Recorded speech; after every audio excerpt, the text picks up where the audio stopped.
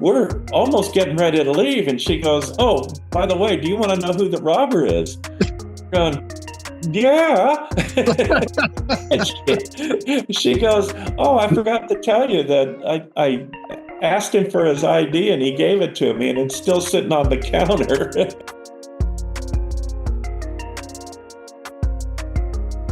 Well, we're really glad you found us. This is Off the Record, an FBI agent's perspective with retired FBI Special Agent Harry Trombitas and my co-host Jessie Hemmelgarn. I'm Clark Donley, and we have learned as we've spoken with Harry and listened to his reminiscences that the FBI has a system for assigning agents to the various field offices and bureaus that they will eventually work in. You start off at one office, which is usually the one where you join the bureau from, where you sort of your hometown at the time.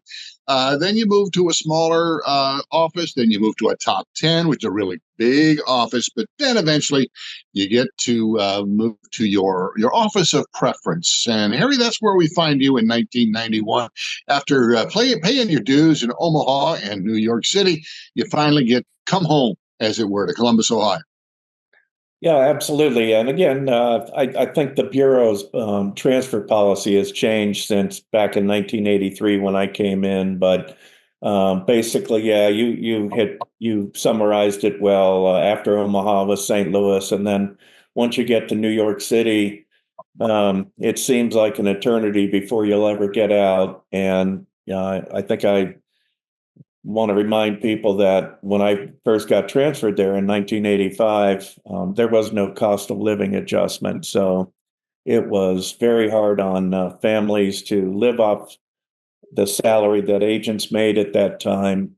And that's why Barb and I and our family ended up moving out to the Pocono Mountains and that. But, I spent 6 years in New York and there was no end in sight. There was no way it looked like I was ever going to get out of there. And I came back to Columbus for a holiday to visit some family and that, and thought I'd stop back into the FBI office in Columbus and just chat with the agents there. So I did, and I ended up talking to a couple of agents and told them that. I really wanted to come to Columbus, but I didn't think based on the office of preference list, I was like number 50. There were going to be 50 agents before me that were going to, to be able to transfer to Columbus. Of course, had to list it. You had to list the division that you wanted to go to. You couldn't specify which resident agency you wanted to go to. So I was like number 50 on the Cincinnati division list. And I'm talking to these agents and they're going, keep in mind, most of those agents probably want to go to Cincinnati. I don't know how many people want to come to Columbus. And the more I talked to them, the more I decided that I would go ahead. And when I got back to New York, I would change my office of preference city from Cleveland, which is where I thought I could go faster because hardly anybody wanted to go to Cleveland.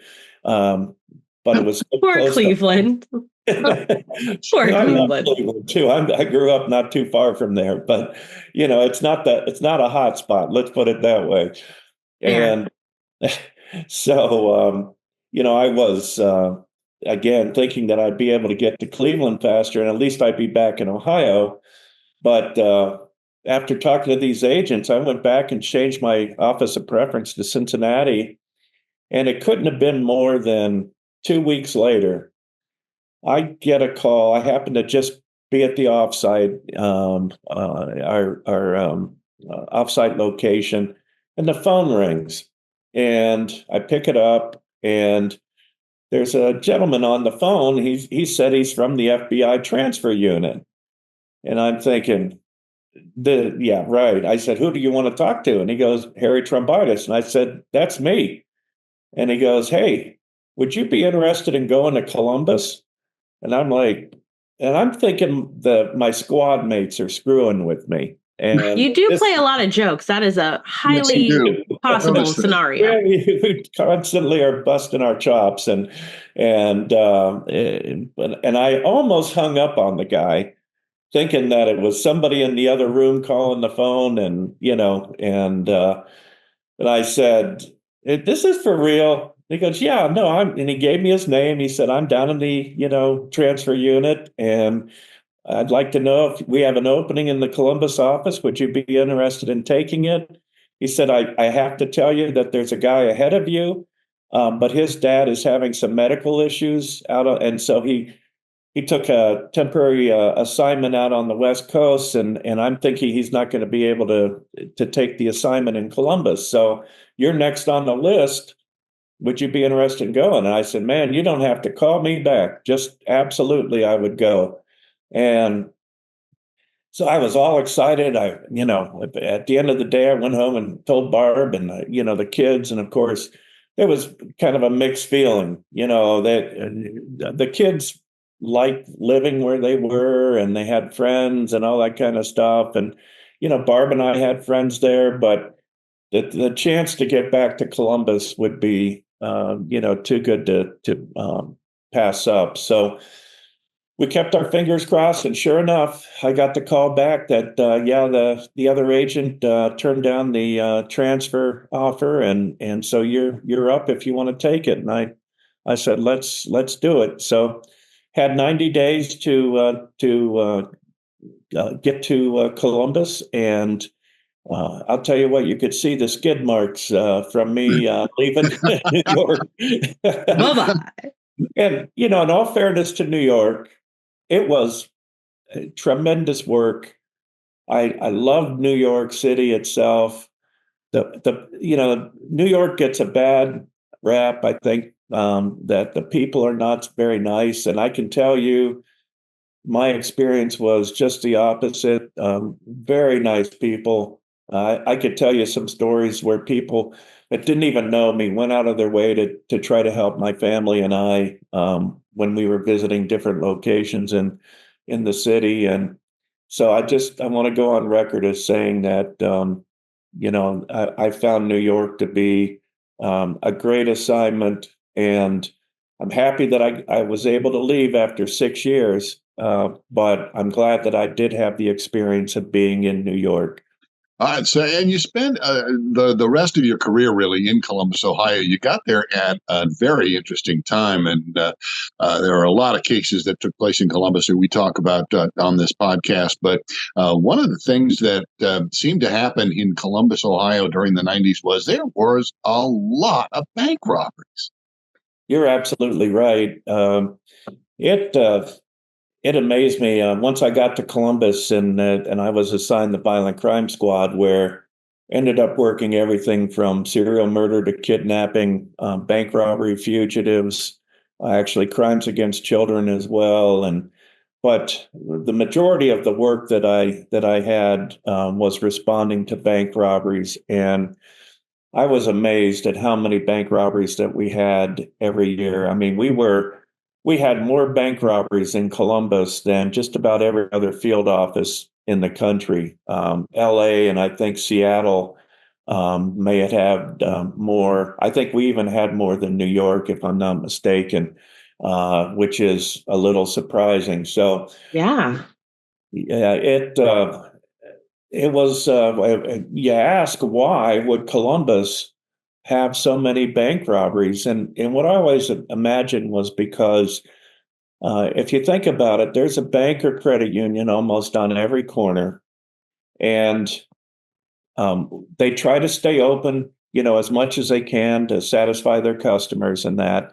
And on the other hand, our people who are committing these robberies have a major drug problem. They are robbing to get their next fix. They know if they go into UDF or some kind of a convenience store on the corner, they try to rob the convenience store, grandma will pull out a shotgun and start blasting away. Oh, Because if they go into a bank, the tellers, at least at this point, we're not trained to shoot at the robbers net. So they know the employees are going to be cooperative, and they're going to get some money, and that's what they're looking for, is some money. They go out there, rob a bank, get enough money to have a good party over the weekend or for a couple of weeks, and then they're back at it again. So most of our robbers were serial robbers. And so when the money ran out, because you don't get a lot of money, the average loss in a regular bank robbery is about $1,000 to $2,000. So it's really not too much. Really? Yeah, it's You're not breaking every myth I know. Every bank robbery, TV show, movie, like blowing my mind right now. Yeah, it's that's the reality of it. And, that's one of the things I tried to trumpet as we go along here and started working with the media, that you don't get much money. And we were catching over 85% of our robbers. If we didn't catch them on the first or second robbery, we would catch them on the third, fourth, or fifth robbery. And so we'd be able to clear up, the other robberies and that. So our high year was 1993, when we had 137 bank robberies. And I remember we had 5 bank robberies in one day in Columbus, and they were all unrelated. And we responded to each one and thinking, well, maybe somebody's trying to hit every bank, and it completely different people in that. So it was just incredible how many bank robberies that we had. And of course, that means that I'm now working a lot with the local detectives. So, most of the robberies occurred in Columbus. So I'd work with the robbery detectives in Columbus, the crime scene detectives. I got to know the bank security officers for each of the banks and credit unions. And after a while, there's a familiarity there. And I hate to say it, but you almost kind of look forward to seeing them because they're such good people. And unfortunately, that means it's usually something bad happens. So I kept that in perspective. But the reality is, it was kind of fun to go to the bank robberies and work them. Now, from a victim's perspective, it was awful. If somebody comes in as, even if they pass you a robbery note and says, this is a robbery, give me the money, you think you might die. I mean, you're scared to death. And imagine if they have a gun and they're pointing it at you. You think you're not going to see your family again. So, all kidding aside, it was an awful thing to have a bank robbery, and I felt for the victims each and every time. And when I would go in, the detectives and I would split up the interviews, and sometimes I'd interview the victim teller, and they'd be crying and just all upset, and rightfully so. So it was absolutely no laughing matter for them. But again, from working the case, to see some of the other people that you interacted with, that it was kind of an okay thing as far as the investigative part went. Did their feelings, the teller's feelings, those that have gone through this pretty traumatic event, did that impact their ability to recall details for you or remember things? Yeah, absolutely. We did a lot of training. I know I did, and my when I did my presentation for the bank employees, I'd say, if you're working the counter and all of a sudden somebody comes up in front of you and either hands you a note or verbally tells you that they're robbing the bank, here are some things I want you to do. Number one, I want you to take a deep breath. You're going to be okay. Rarely does an employee get hurt. And as of when I was working anyway, we had never had a teller shot uh, Yeah. or severely injured because of a bank robbery. So the robber's perspective is you are the means to the money. So I don't want to hurt you because I want you to cooperate with me and give me the money. And so I can get out of here. So the robber wanted to scare the tellers, but they wanted them to cooperate, give them the money so that they could get out. So I would tell the employees during training that take a deep breath, you're going to be okay. And then I want you to look at the robber. Look at him, look him in the face. Um, and I want you to acknowledge that you understand what he means. So I understand you're robbing the bank, say, okay. And then I want you to slowly move to your teller drawer and open it up. Now, chances are this robber is going to be looking and watching you to make sure you're not hitting any alarms or anything like that. And I want you to reach into your teller drawer and grab a little bit of money.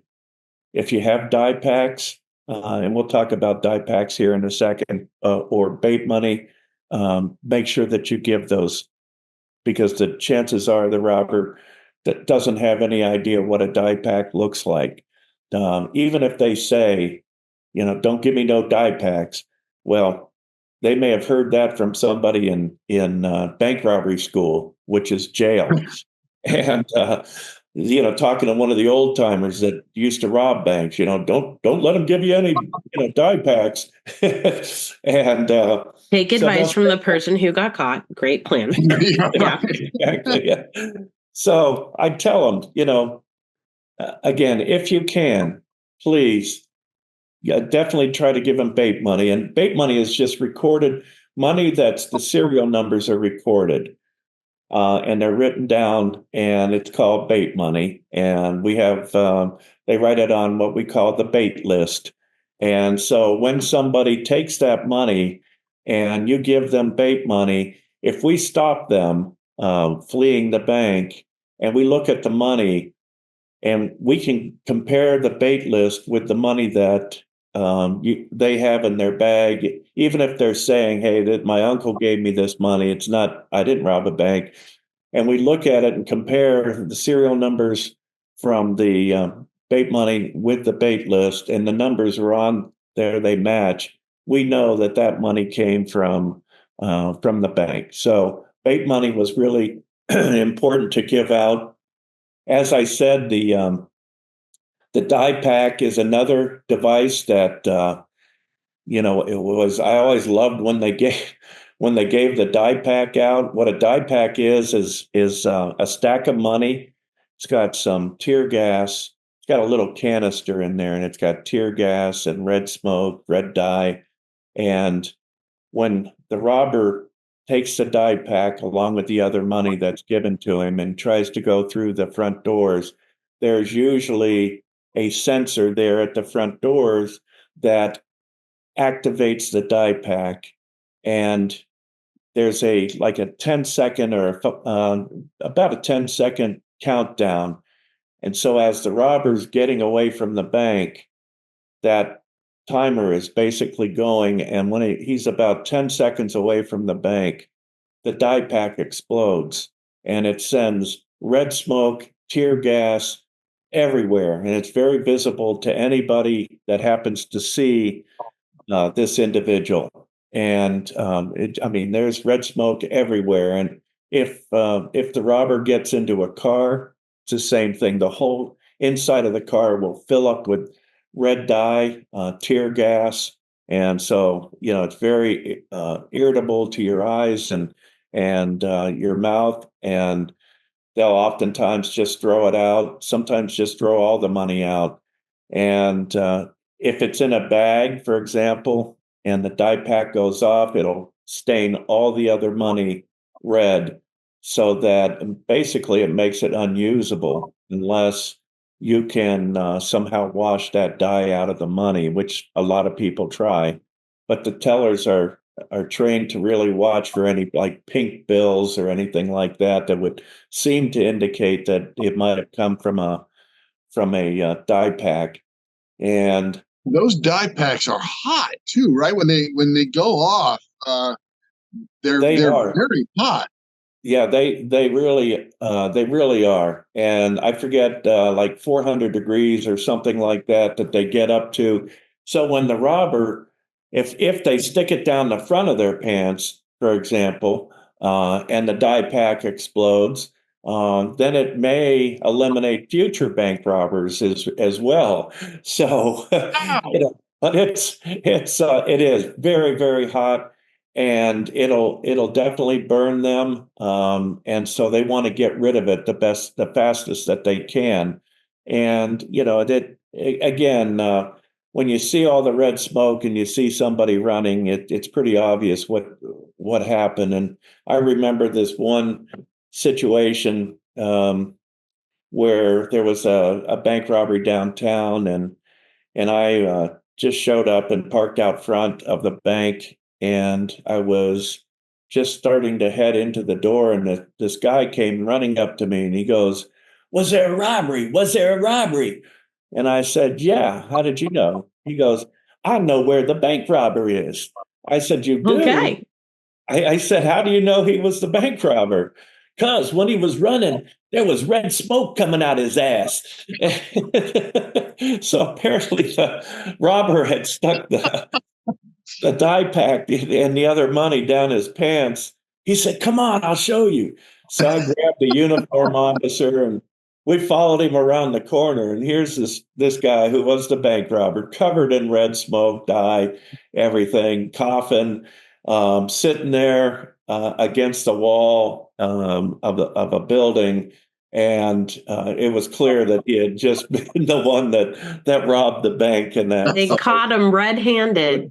But red-handed, Off his is hand. that where that term came from? That could be. That could be where that came from.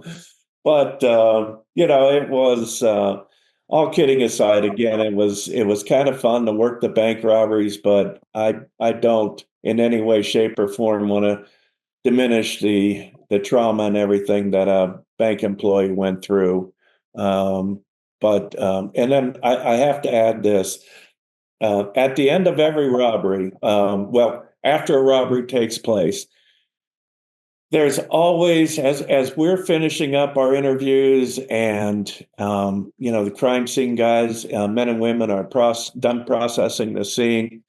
All of a sudden, up shows the Donato guys or the Domino guys, and every single bank robbery that I can remember, the manager or whoever it was, to kind of relieve stress and get people, relaxed and everything.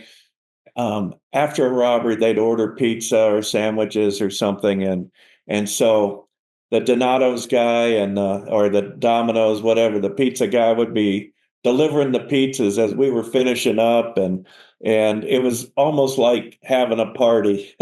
Although, by then I think people had calmed down and were able to, realize that they were safe, and there weren't any problems. But it was, never failed that the pizza guy would show up. And of course, if we were there at the right time, we might be able to grab a slice. But most of the time, I didn't do it. So tried to get out the door and on to looking for the bad guy. Sometimes the bad guys unintentionally help out. These are not the sharpest knives in the drawer, are they, Eric? No, they're not. And you know, it, I don't want to say that they're dumb, because I don't think they're dumb. Some of the robbers that I worked, were actually very smart, had college educations, and were not in any way, shape, or form dummies. But they usually have a drug problem, as I mentioned, so their logic may be a little strained at the time. They try to do the best they can to um, uh, come up with a way that they can successfully rob the bank. Whether they want to go in and just whisper to the teller that they're robbing the bank, or whether they want to write out a note, um, or go in with a gun and just say, "Hey, this is a robbery. Give me the money," and scare the heck out of the employees. So they think about what they're going to do in the bank, and then, of course, how they're going to get away. And sometimes they don't think through clearly, and other times they do things that you just shake your head over. And I remember in one situation, an employee, teller was at the counter, and a robber came in and said, "This is a robbery. Give me your money." And she said, "Do you have an account with us?" And he said, "No." She said, "Well, then I need to see your ID." And he goes, "Okay." So he hands his ID to her, and she puts it aside and starts giving him a little bit of money. Well, he forgets he gave her his ID, so he he books out of the bank. And when we showed up to take the information out, we were conducting the interviews. She never told anybody that she took his ID. We're almost getting ready to leave, and she goes, "Oh, by the way, do you want to know who the robber is?" Going, "Yeah." And she goes, "Oh, I forgot to tell you that I asked him for his ID, and he gave it to me, and it's still sitting on the counter." That teller So, has nerves of steel. Nerves of steel. and so anyway, that was one funny thing. Another time, we came in, a bank was robbed, and we were doing the interviews, and the next thing we're getting ready to leave, and an employee says, "Oh, by the way, we have his checkbook." We're like, "What?" She said, "Yeah, he dropped it on the floor running out of the bank. I forgot to mention it to you." So we look at it, got a name. We're able to track down the individual. He was from Southern Ohio. We called the sheriff's office down there and said, "Hey, take a look, watch for this guy to come back. We think he just robbed a bank." And sure enough, he showed up. He had the bank money on him and everything. So it was kind of a funny scenario there, that she almost forgot to tell us that the guy dropped his checkbook and that. So just little things like that. And again, you can't make some of this stuff up. It's just, and we've had guys that go in to rob a bank, and it turns out that the teller that they're robbing actually went to school with them, and so they recognize them. They know their name, and so I always thought, if I was going to rob a bank and I'm in line, and I kind of recognized the teller, I would probably maybe either turn around and head out, and rob another bank, or go down to a different teller or something. But some Don't guys, don't hold up your prom date. yeah, it was crazy. So And if all that fails, they tend to have a signature, right, Harry? right, yeah, and that's kind of how we work the robberies. First of all, everybody has an MO, a way that they decide that they're going to try to rob the bank, the way they think it's going to be successful. Again, whether that's writing a robbery note, indicating that you're robbing the bank, or whether it's verbally telling somebody, or pointing a gun at somebody, whatever it is, that's kind of your MO. And then we look at how they dress. Some of the robbers would wear ball caps, maybe a particular kind of ball cap. It was their lucky cap, or they'd have a unique jacket on. So we would compare the MO with the clothing, to see if, from one bank robbery to another, whether the guy was wearing the same clothing, Maybe the wording in the bank robbery note was very unique. For example, would go into detail um, about what they wanted. That was above and beyond what we normally saw. The typical robbery note would be, this is a robbery, give me your money. And then some other robbers would go into a little bit more money or a little more detail. They'd say, all right, I'm robbing you. You have 10 seconds to give me all the money in your drawer, no die packs. And oftentimes they'd even misspell die instead of DYE, they put DIE. I mean, it And, is English. We and do have troublesome words there. yeah.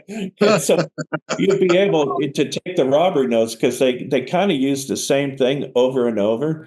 So you'd look at the way they were dressed, the things that they said, or the things that they wrote in their note, and that way you were able to kind of link up cases and that. And then, of course, once you got the bank surveillance photos, you could tell if this looked like the same guy as the one that robbed the bank down the street. So those are the kinds of things that we look for.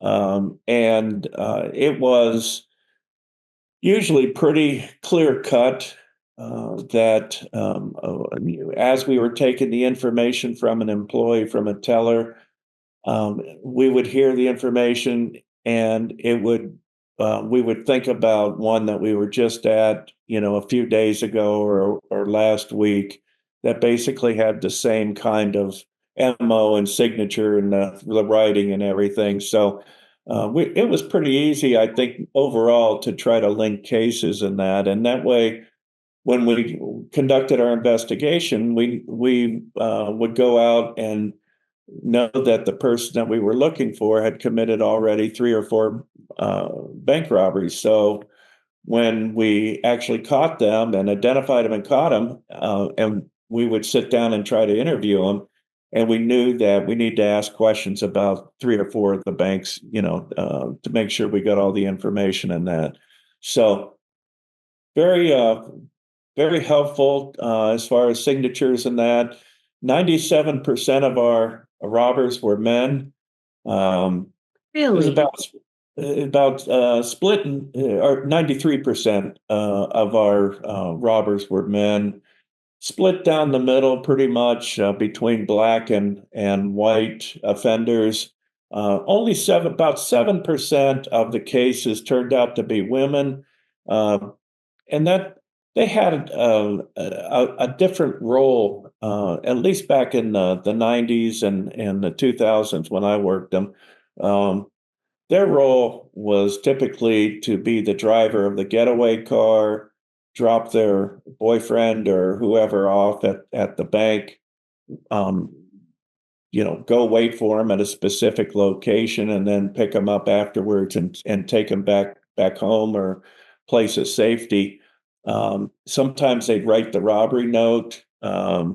Sometimes they'd help dress the robbers so that they're wearing the appropriate clothing and, the be able It's cold to. out. Don't forget your jacket. Yeah, exactly. You're going to wear that?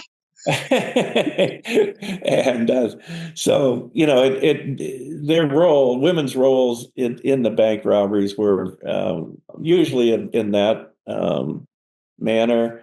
We did have a number of women who did commit bank robberies, and when they did, that certainly stuck out and was more interesting because very few women actually went in and committed bank robberies and that. So, it was kind of a unique behavior in that. Responding to all these bank robberies and that, not only in Columbus, but in the surrounding area, the suburbs and that, became almost overwhelming with the number of bank robberies that we had. And the local police detectives would write up a brief summary of the robbery to give to the media, and the media would put out something basically like, today at 10:30 a.m. the National City Bank at so and so location was robbed by a white male, in his 30s, um, wearing a red ball cap, um, demanded money, and took off out of the bank and escaped on foot. And that would be about all they would say. And so that would go to the media. And of course, if they didn't have anything else going on, or too much other news, they would go ahead and put that in, on TV. They would show the surveillance pictures if there were any, and if they were good enough, by the way, because back in the 90s and even in the 2000s, it was amazing how crappy bank and credit union photos were. Some of them, some banks and credit unions really took pride in their surveillance equipment and things. But others, you'd look at the surveillance picture that they give you, and you couldn't tell if it was a white guy, black guy, a lady. I mean, they were really bad images in that. So, sometimes the bank surveillance images were of no help at all. So all you had was a description of the guy that robbed the bank. And so this went on, and again, we're getting hit pretty hard and heavy. And I was wondering why, because I attended a bank robbery conference out in L.A., and one of the agents out there talked about how they were starting to name the bank robbers and that, and they had some success with that. And so I had that in the back of my mind, and I decided that I would go ahead and see if I could take over from the FBI perspective, sending out the press releases. I contacted the media rep because every field division only has one media rep, and got the okay from him, and went to my supervisor and I said, "Hey, our media guy says, he's down in Cincinnati. It's too hard for him to try to put out a news release every day that we have a bank robbery and that. Would you have any objections if I started putting that out?" And fortunately, my supervisor said no. Just when you're going to do that, or if you're going to do an interview with the media about the case, please let me know. Give me a heads up so that I know you're doing it. So uh, I decided then at that point that I would go ahead and start putting out some media releases myself. And I had created, first of all, a violent crime network where I had over 1,000 law enforcement officers from around Ohio in my network, where we shared information about bank robberies and other kinds of violent crime. I had a bank security network that had, I don't know how many hundreds of bank and credit union employees in it, so that we could talk about the robberies that happened, and what occurred in each case, and kind of a learning tool for them. And also, if it sounded familiar, and we hadn't linked the cases together yet, they could let us know that, hey, that sounds like the one that didn't happen in Columbus, but happened up near Cleveland. And so we had a pretty good network of that. And then I started to put together a media network, and had media members from the TV stations, radio, also the Columbus Dispatch, and several other newspapers as well. And after every bank robbery, I would sit down and write up a summary of the robbery.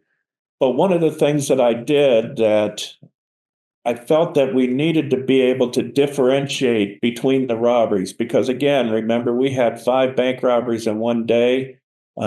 Sometimes we'd have, 3 or 4 in a week, and you'd put the information out, and you'd get a call from somebody who wanted to call in a tip.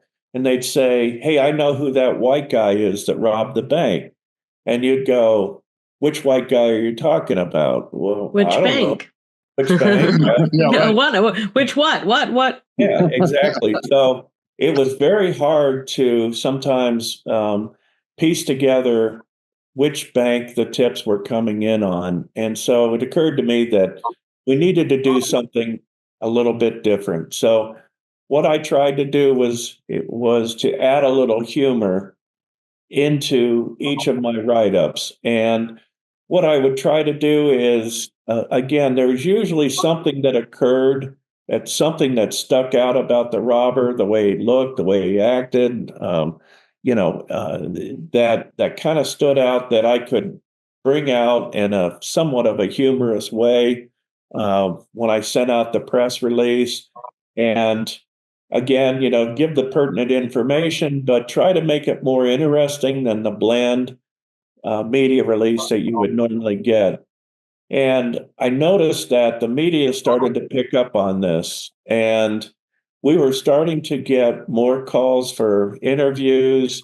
I would get calls from reporters who would say, "We loved your latest media release. It was funny.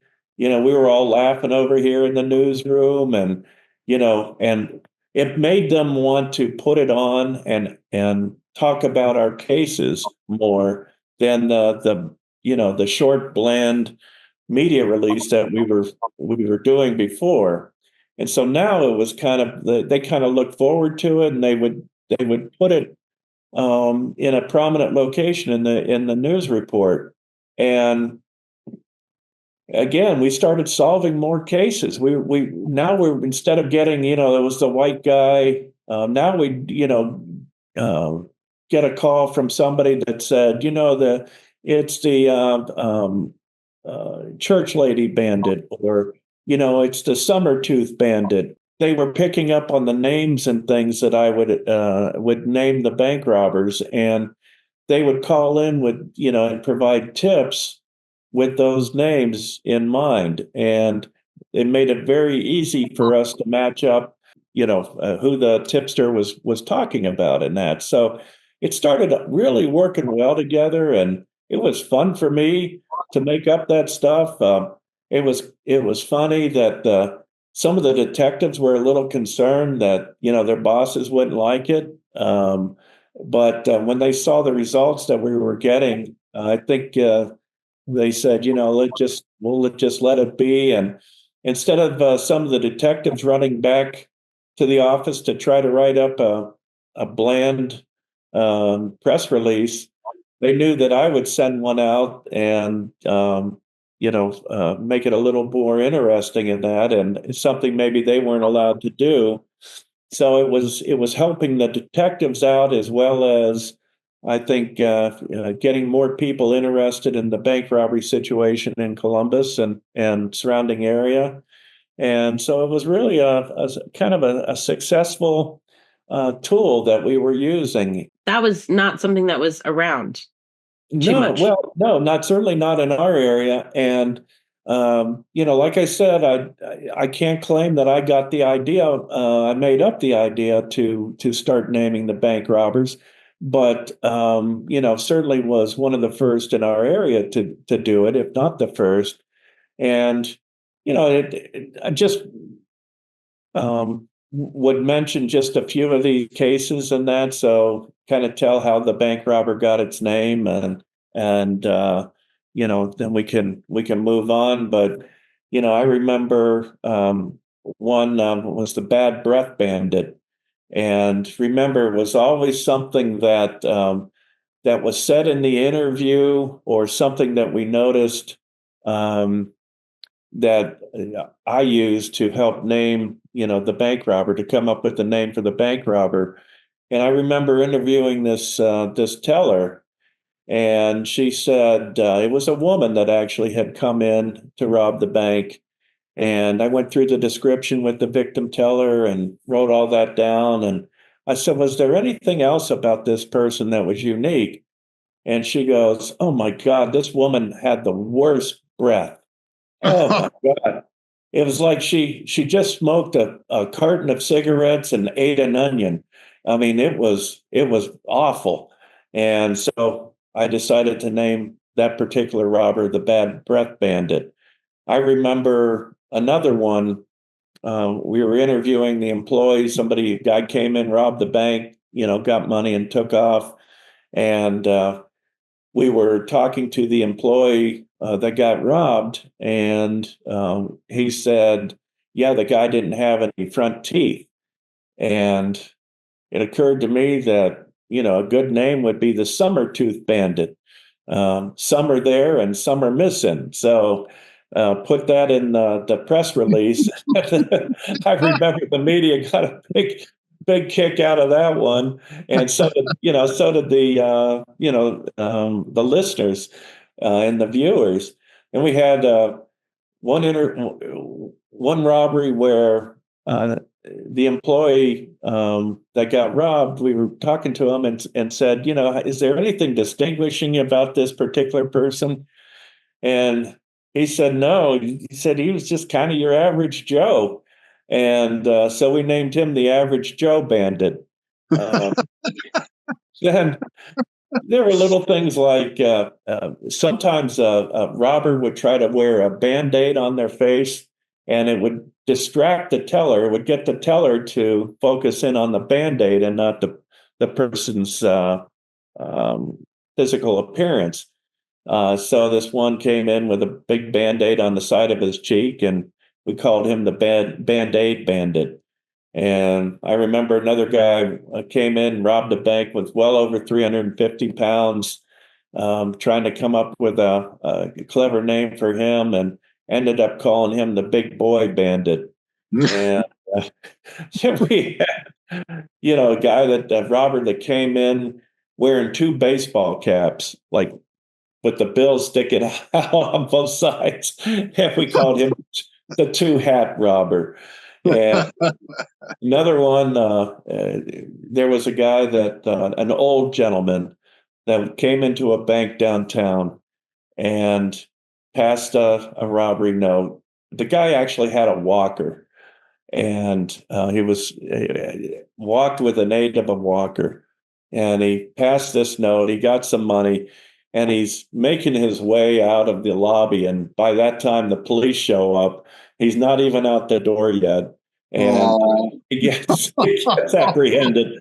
We called him the Grandpa Bandit. And we had another guy came in, passed a robbery note. And the teller asked him a question, and he just went, and so we called him the Grumpy Bandit. Then we had a woman that came in. She stood in line to talk with a teller, and she had her robbery note all set. And unbeknownst to her, a uniformed Columbus police officer came in and stood behind her.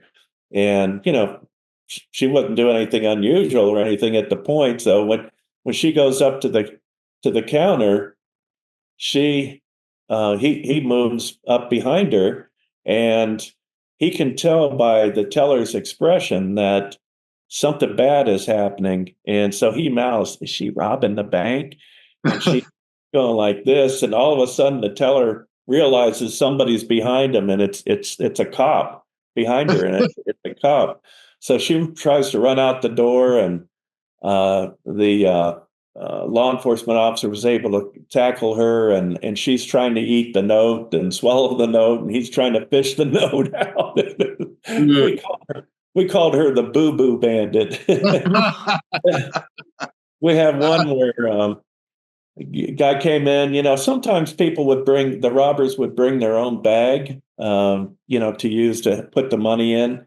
And oftentimes, most of the time, it was probably a plastic bag or something like that. And this guy brought in this really nice, environment-friendly, recyclable bag, and that's what caught the teller's mind. She goes, "Oh, he had a beautiful, reusable bag," and so we called him the enviro-friendly robber. We had the mullet man bandit, as you can imagine, had a beautiful mullet, and so that's what we decided to call him, was the mullet man bandit. We had the three-eyed bandit. This is a guy that he had um, uh, his face was, he had tattoos on his face, and between his two eyes, he had a tattoo of a third eye right in the center. So we called him the three-eyed bandit. We had one guy come in, younger guy, wearing his pants low. We used to call it sagging, I think, or something like Yeah. that. And, his pants are down, barely covering half his butt, and he robs the bank, and he's trying to shuffle out the door with his pants, half over his ass, and we called him the droopy drawers bandit. Make it hard to run that way. I feel like that was probably not good planning. Then we had another bank robbery in Hilliard where young man went in, pretty young man, fairly young, I should say, went in, robbed the bank, got away with some money. Interviewing the teller afterwards, and I said, got the description. I said, "Is there anything else about him?" And she goes, "He looked like Justin Bieber, only dirty." And so That's descriptive. like dirty. Called the bandit the Dirty Bieber bandit. So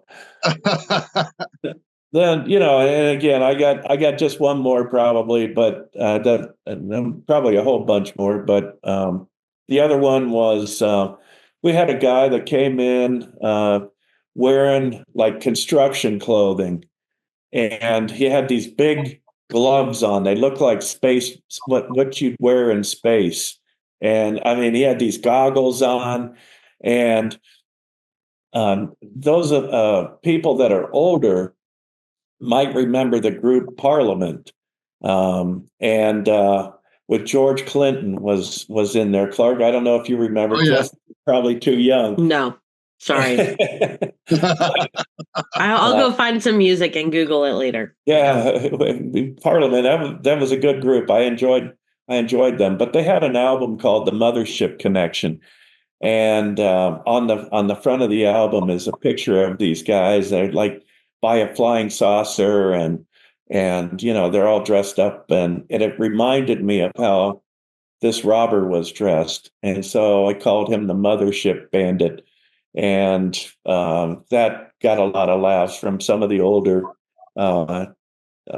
news people and that. So again, that was just kind of how we went about figuring out that it was probably a good idea to start naming the robbers, and why we did it, and that it actually was a big success, and kind of fun for us writing it, or me writing it, and fun for the media, and again allowed the listener and the viewer to kind of be interested in it enough that they would pay attention to what was being said, and it led to an increase in tips in that for us. So it was all good. And I was in the media, working in the media at the time that Harry is doing all of this in Columbus, Ohio. And from our point of view, what you said earlier is exactly right. If you have 5 bank robberies a day, they get repetitive, and it's very hard to make any one of them any more interesting to the viewer or to the listener than the one that went before. And when someone comes along, and we in the media love to name our criminals. It's Jack the Ripper, or the Boston Strangler, or the Hillside Strangler. We love to nickname our criminals. It drives law enforcement crazy because it tends to glamorize those people a little bit. But when you give people names like the Summertooth Bandit, or the Dirty Bieber Bandit, it gives us in the media a chance to give the listener, the viewer, a little something more than just a male in his 20s left with the cash on foot. over and over and over again. So from the point of view of the media, it gives us something to do that makes that story stand out, which is your whole objective. That is to make that robbery and that robber stand out. And so that, I think, is why it was successful, because not only did the viewers, the listeners find it interesting, but we in the media looked forward to doing it because it made our stories and our newscasts a little more interesting, while not glamorizing the criminals and the suspects involved in the stories, and also not downplaying any serious aspect of the robbery if there had been one, because you didn't give those funny nicknames to someone who had robbed a bank violently, did you? No, no, and absolutely. If a gun was shown, I should have mentioned this. This was something that I did when it was appeared to be an unarmed bank robbery and no passing robbery. Um, I would never have made light of a situation where somebody stuck a gun in a teller's face. Would never try to joke around about that. Um, this was all concerning unarmed bank robberies, no passers, and that. So I hope I didn't give the impression that we were making light of a real serious bank robbery. And there's different levels of robberies, correct? So you mentioned that this is a less serious one. Can you tell us about the different types? Sure, the no passing typically is your less dramatic. The robber goes in, really doesn't want to attract attention to themselves, hands the teller a note, and hopefully the note is self-explanatory, that the teller realizes the man is robbing the bank, gives him some money so that he can get out. Oftentimes, no weapon is even talked about in the note or implied, uh, but it still scares the heck out of the teller. They don't know if he's armed or not. And again, as I mentioned before, you just hand somebody a robbery note, they think they may die, and so it's very, very frightening. Then you have the individuals that come in and show a gun, and they can either do it discreetly when they're up at the teller line. They may pull the gun out of their waist or out of their coat, or the ones that come in with their gun out and they're ordering everybody to get down. We call those the takeover style robbers, and those are very serious. They've got typically they don't practice gun safety, so they've got their finger on the trigger and they're ordering people around, pointing. But for the grace of God, have we not had anybody shot at that point? So very dangerous robbers. They want to get as much money as they can and get out. Oftentimes, there's more than one. They may come in with a couple of buddies, so there may be two, three robbers, and they're all hitting different teller stations at the same time. They may also try to get into the vault because they know that's where the big money is. So they're demanding to be let into the vault or get money from the vault. And that's when you, again, will very dangerous and usually much larger amounts of money that are being stolen. And then we have the morning glory robbers. Those are the individuals that stake out a bank and they try to get there early in the morning and they watch for the first person that comes to open up the bank. Typically, and this is one of the things I said in training and that for the employees, they would park far away from the door that they were going to enter because they didn't want to take up the good spaces for the customers. But what that did was it allowed, once they got out of their car, it took longer for them to get to the door in safety into the bank. And so it provided the morning glory robbers an opportunity to catch them before they got into the door.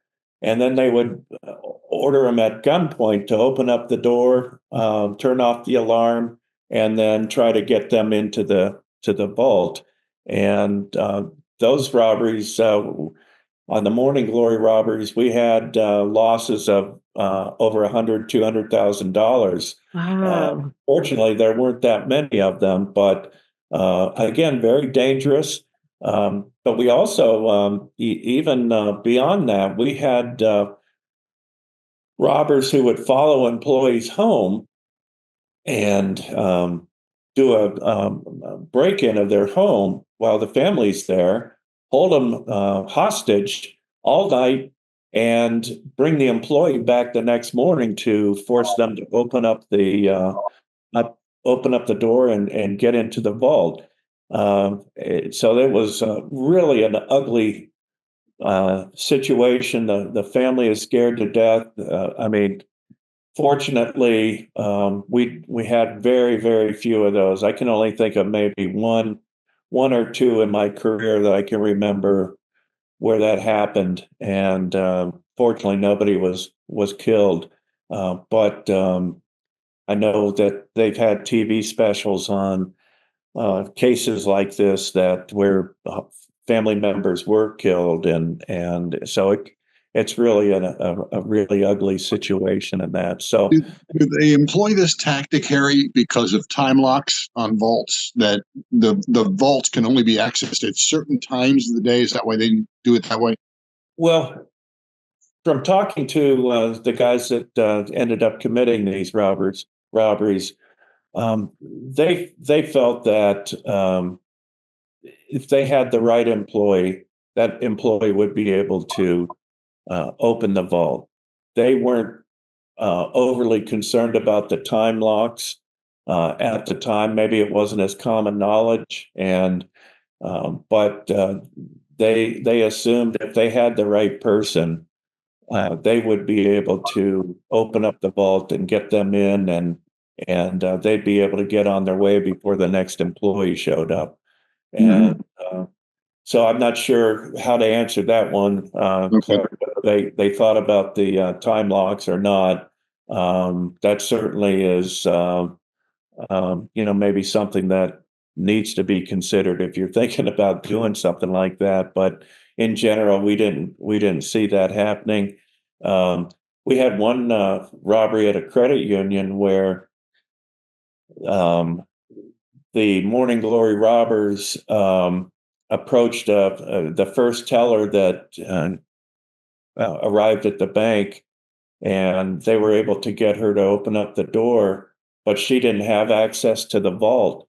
So they tied her wrists behind her back and waited for the next few employees to come.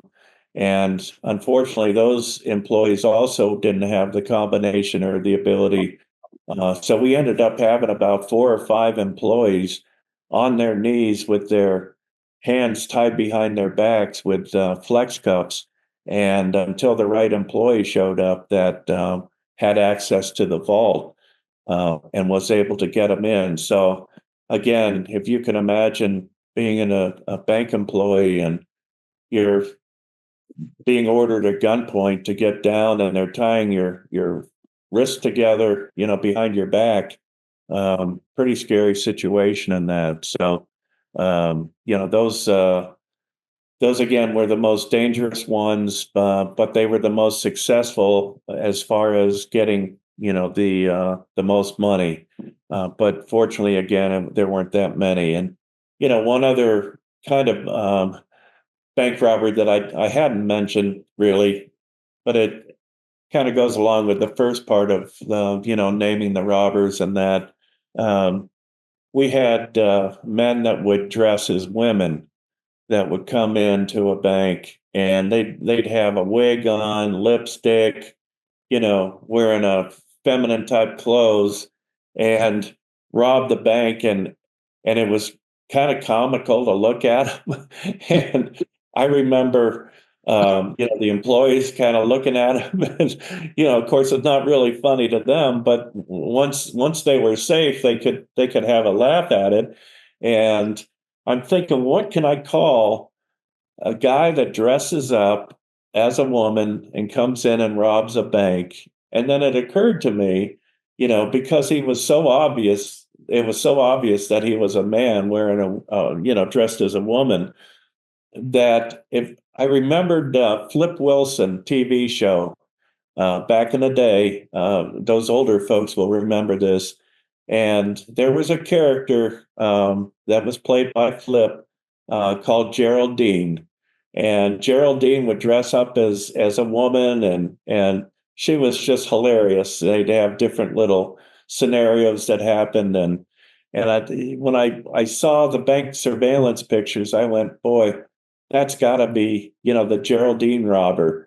And so I put that out. I had to explain the first one. I said Geraldine from the Flip Wilson show.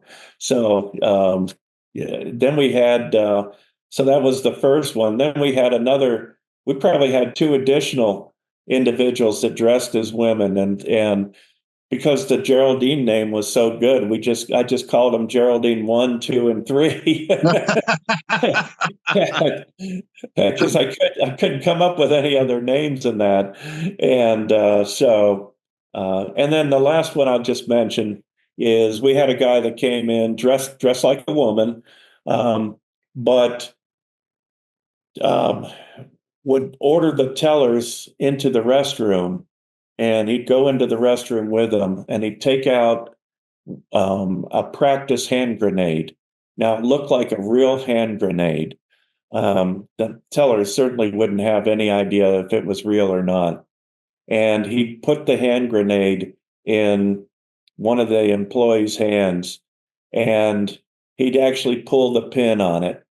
And he said, if you move, this grenade is going to go off. And um, then he would go in, he'd go through the drawers, take all the money that he could, and then he'd take off. And I mean, he did this probably 3 or 4 times. Very scary. Obviously, the grenade. The employees sitting in the restroom or are scared to death. Once they believe the robber's gone, they slowly go out. The one holding the grenade would stay in the restroom. The police would be called, and of course, the bomb squad would come and try to render the device safe, but it turned out just be a practice grenade. And very scary situation. We ended up catching this individual, and he was serving over 55 years in prison. He ended up, I think his release date is in the 2034 or something like that. So he's going to be locked up for quite a while. But that was another kind of a unique robber that we had that made his way into Columbus and that. Wow. So Wow.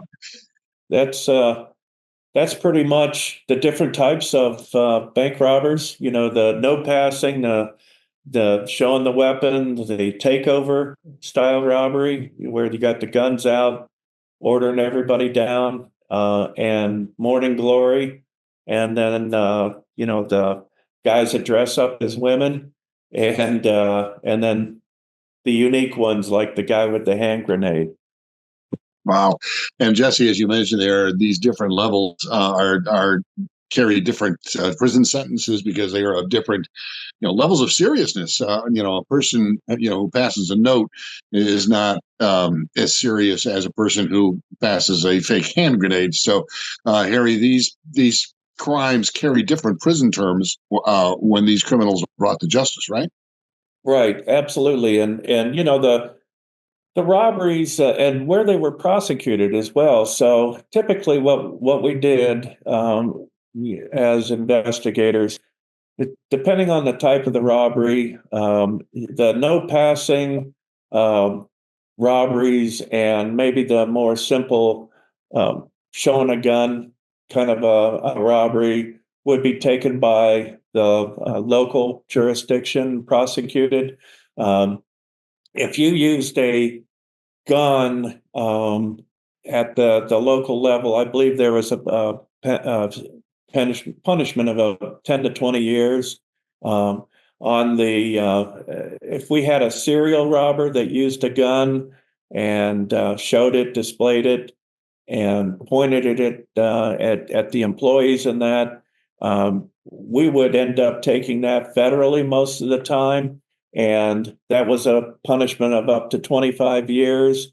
And every additional robbery was another 25 years tacked onto that. So, a very serious. If a guy committed several takeover style bank robberies with the gun out and ordering everybody down, they could spend really the rest of their life in prison. Depending on what occurred in the bank, the severity of what happened, whether we took it locally or federally, and again, the no passing. Even if 10 banks were robbed, typically the locals would take that, and we would take the more serious ones. So that's how it was kind of divided up. All right. Well, Jesse, we've learned a lot about bank robberies and bank robbers. What are your takeaways on this one? The first one is it does not look like you think it does in the movies and television. Like, I always imagine this elaborate plan. And while some of them obviously do have to have some sort of plan, I kind of envision them all as this crazy heist ready for anything. And that is not quite the reality, as Harry is showing us. The second thing I learned is humor can help you catch a criminal. I had the names are fun, but the fact that it helps people remember the tips and stories, helped you keep them straight. It's amazing at how much success you had with a humorous name. And the third thing I learned is that we had tremendous amounts of bank robberies back in the 90s and the 2000s, but we're not hearing about that as much now, Harry. So it's a takeaway and a question. So why is that? Are there not as many bank robberies? Are we not hearing about them? I'd love to hear your thoughts on that. Yeah, it's very confusing, not only to me, but some of the detectives that I've worked with in the past. Having coming from an era where we were having over 100 bank robberies a year, and now I think it's down in the 30s. And it's just a huge drop. And I jokingly tell people that I think the reason is that when I retired, they started hiring competent people, and the robbers said, "Oh, we can't do that anymore. Trombitas is gone." But, I and I know we continue to have a bad drug problem, so it's really confusing to me, and also to some of my detective buddies, why we're way down in the number of bank robberies. I mean, we don't really understand why that is. I mean, there may be some better pictures now. There may be the addition of a device now, that GPS unit that they can slide into the money, and it's got a much smaller profile, if you will, so it's harder to detect that you get it. And when the device is lifted off out of the teller drawer, it turns on, activates the GPS, and so you can actually follow it online and see where it's going, and then swoop in and hit the house or wherever the GPS unit is indicating it's the money's at. But I don't think that happens very often, to be honest with you. I'm kind of confused on why it dropped from the hundreds down to the 30s in just a decade. It makes no sense to me, but I'm happy about it. I know that. I'm sure the bank employees are happy about it as well. All right. Jesse, where can folks go to find this podcast on future occasions and share it with their friends? Absolutely. We're on social media, YouTube, as well as all of your favorite podcast streaming platforms. All right. So we learned that bank robbery is not a very good career choice. For Jessica Hemmelgarn, for retired FBI Special Agent Harry Trombitas, I'm Clark Donley. Thanks a lot for joining us, and we'll see you next time.